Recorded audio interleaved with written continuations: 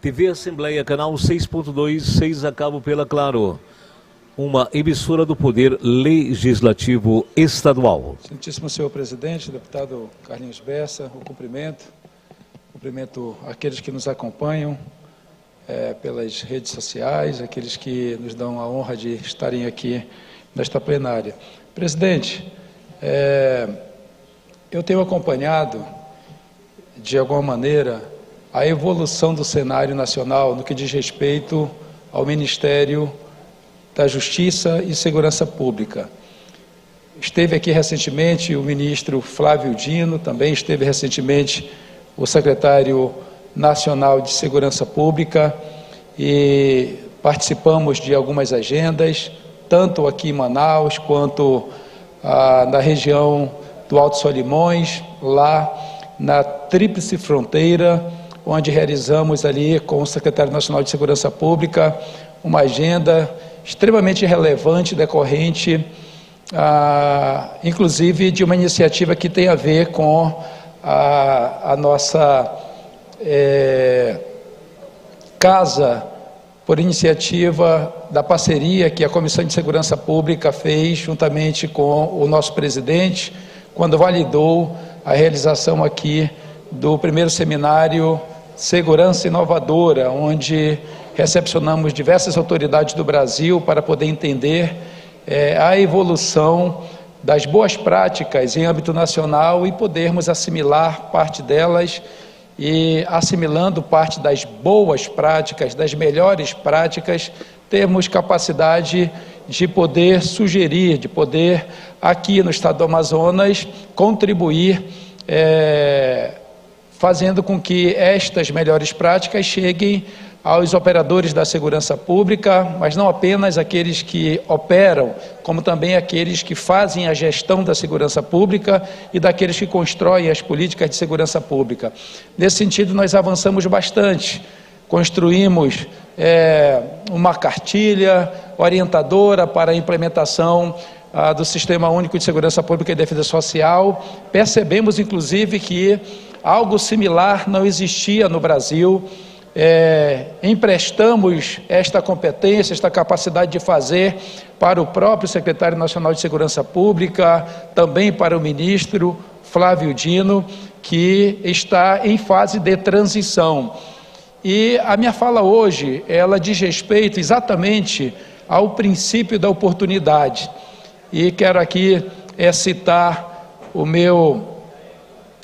querido amigo Sinésio, que aqui está, que representa muito bem o PT aqui nesta casa, que representa muito bem o governo federal, no sentido daquilo que entendo com relação ao Ministério da Segurança Pública, Ministério da Justiça e Segurança Pública. Eu penso que o nosso presidente faria um gol de placa se fizesse, nesse momento, a cisão do Ministério da Justiça e Ministério da Segurança Pública, possibilitando que a segurança pública possa ser enxergada, vista, tratada de maneira prioritária, né? Como lá no passado houve uma experiência muito remota, não deu tempo de se efetivar. E sei que no início, quando houve a transição de governo, havia a intenção do governo federal de, inclusive, fazer esta cisão, né, dos dois ministérios, não os tornando incompatíveis, muito pelo contrário, trabalhando de forma integrada, mas fazendo com que ambos os ministérios, Justiça e Cidadania e Segurança Pública, pudessem desenvolver melhor os seus papéis, oferecendo melhores serviços à sociedade. Eu acredito que o presidente, fazendo uma análise nesse momento em que está acontecendo aí esta transição, né, tanto do atual ministro, como também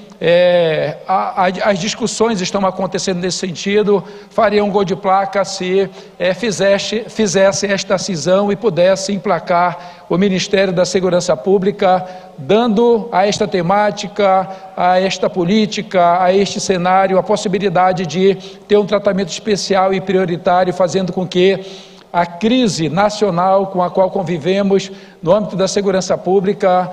tenha uma maior atenção, e tendo esta maior atenção, nós possamos ter uma maior possibilidade de reverter este quadro, de conter os indicadores de violência que ousam avançar, e com o avanço dos indicadores de violência, seja minha nobre colega a deputada Alessandra Campelo, no contexto dos feminicídios, da violência contra a mulher, que inclusive a Política Nacional de Segurança Pública traz um viés muito direcionado nesse sentido para conter esse indicador de violência, como também as questões que envolvem as facções criminosas, o narcotráfico, o crime organizado, como também a estruturação dos serviços de inteligência, para que nós possamos, mediante a cooperação policial internacional, tratar os crimes transnacionais e, desta forma, poder contar com a parceria, com o apoio, com a integração, com planejamento integrado, ações integradas que possam viabilizar efetivamente um combate mais eficaz da violência que ousa invadir os espaços públicos, que ousa estar ameaçando a integridade física e a vida dos cidadãos amazonenses, mas não apenas daqueles que residem, que moram, que nascem aqui no estado do Amazonas, como todos aqueles que estão convivendo com este cenário em âmbito de Brasil. Seria muitíssimo importante que nós pudéssemos ter uma certa autonomia a partir da efetivação do Ministério da Segurança Pública, para que pudéssemos avançar de maneira mais célere e tratar das questões que envolvem a política de segurança pública e defesa social, implementando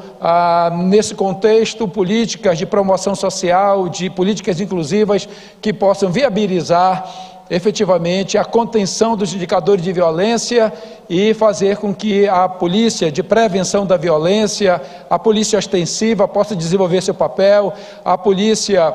cartorária, a polícia de repressão qualificada possa desenvolver o seu papel, no caso a Polícia Civil, e também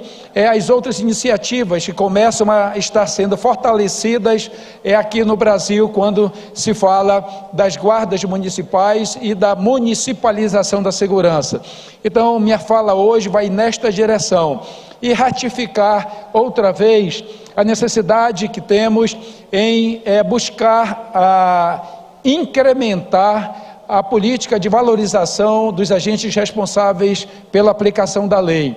E aí eu cito aqui a questão que envolve a database dos policiais, ou seja, dos agentes responsáveis pela aplicação da lei, que tenho dito seria um grande presente de Natal para estes agentes, o nosso excelentíssimo senhor governador Wilson Lima anunciar esta database, que está pendente do anúncio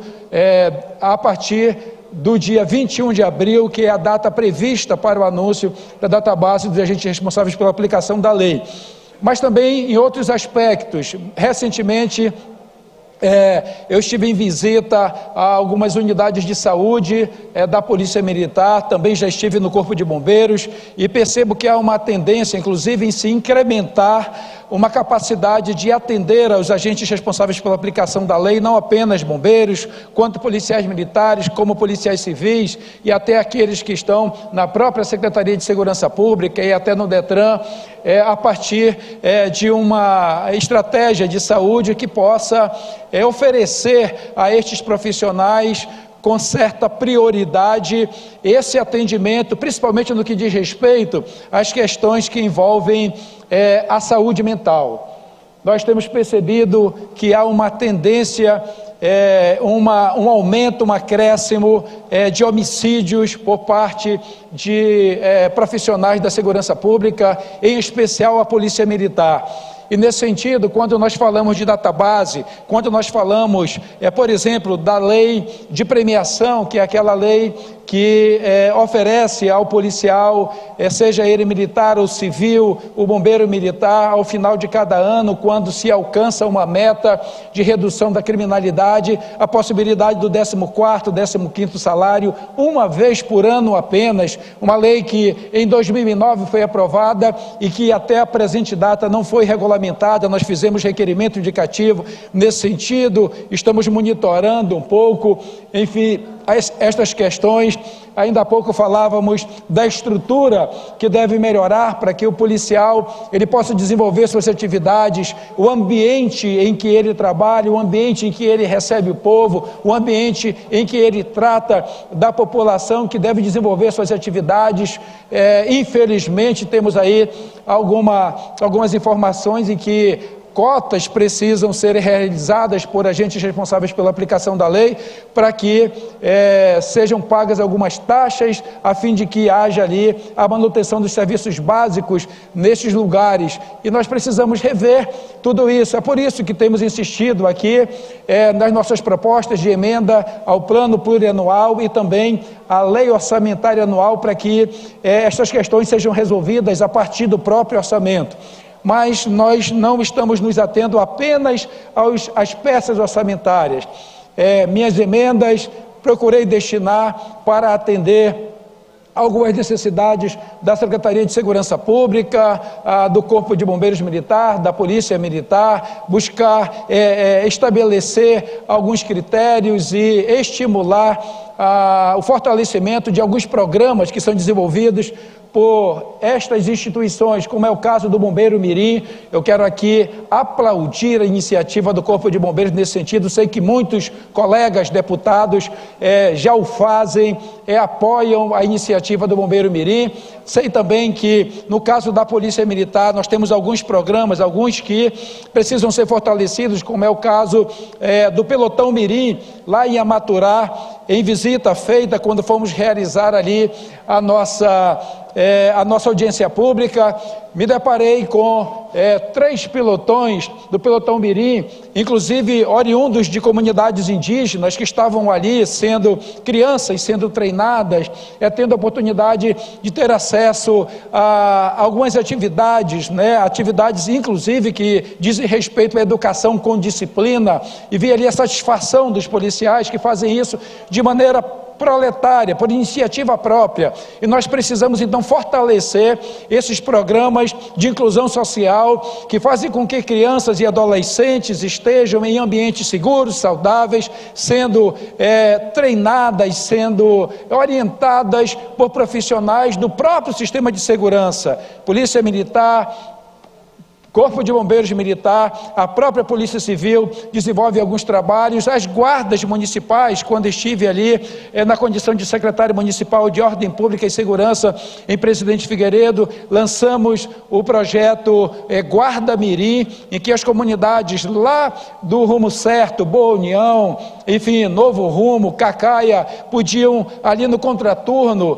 estar desenvolvendo algumas atividades a partir da orientação da Guarda Municipal em Presidente Figueiredo à época. Então o que nós precisamos é desse grande movimento, eu digo, desse pacto, novo pacto social, em que a partir das famílias, das comunidades, das igrejas, das instituições, nós possamos estar oferecendo oportunidade para que crianças, jovens, adolescentes, principalmente jovens e adolescentes que hoje representam o maior segmento de pessoas vitimadas pela violência no Brasil, e não é diferente no estado do Amazonas e não é diferente nos nossos diversos municípios. Portanto, nós precisamos reagir a esse avanço da criminalidade. Eu tenho dito sempre que prevenir é melhor que remediar. A prevenção da violência é mais barato, custa menos que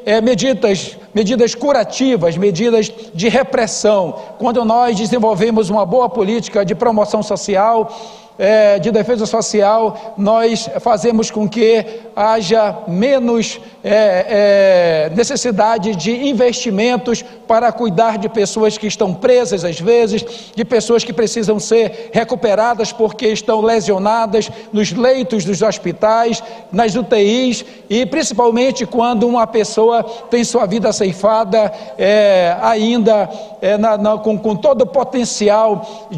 toda a energia para poder poder trabalhar, desenvolver atividades e que causa uma frustração tremenda para as famílias e deixa de ser uma pessoa produtiva porque teve sua vida ceifada pela violência, principalmente quando esta pessoa não está envolvida com violência e que, por uma questão de roubo, às vezes de um aparelho celular, tem sua vida ceifada de maneira inescrupulosa. Então, nós precisamos efetivamente ter um olhar diferenciado deste cenário todo que envolve a segurança pública e a necessidade de buscarmos estrategicamente repensar as políticas de segurança pública, repensar o planejamento integrado, chamar a sociedade para que possa participar destes planos e principalmente do monitoramento, do desenvolvimento das ações previstas nos planos integrados de segurança. Eu tenho dito sempre que qualquer plano que nasça de uma cabeça apenas ou que nasça sem a participação efetiva da sociedade, este plano, como nós dizemos sempre, nasce morto, porque ele terá pouca durabilidade e sua efetividade será a mínima possível. Então, ouvindo a comunidade, ouvindo a participação das diversas instituições, fortalecendo esse planejamento, nós conseguiremos ter uma política de segurança pública melhor e alcançaremos melhores resultados. Voltando ao tema inicial que defendi, fecho o meu discurso hoje no Grande Expediente, fortalecendo, ressaltando, ratificando que faria um gol de placa